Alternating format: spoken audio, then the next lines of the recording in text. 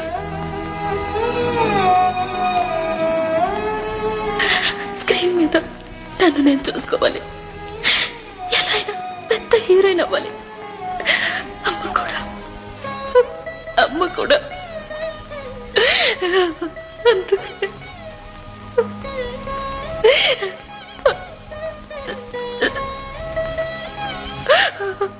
కానీ కానీ నువ్వంటే నాకు చాలా ఇష్టం.